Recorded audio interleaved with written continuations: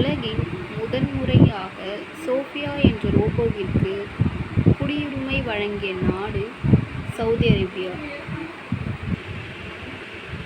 தேசிய அறிவியல் தினம் கொண்டாடப்படும் நாள் பிப்ரவரி 28.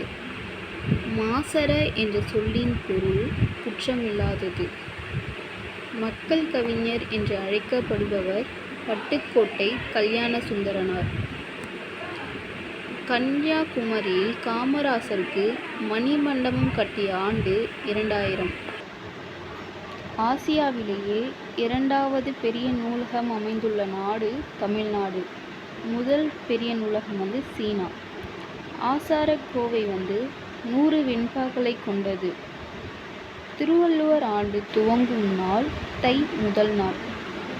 முதலாம் நரசிம்மவர்மன் 7ஆம் நூற்றாண்டை சேர்ந்தவர். நன்றி.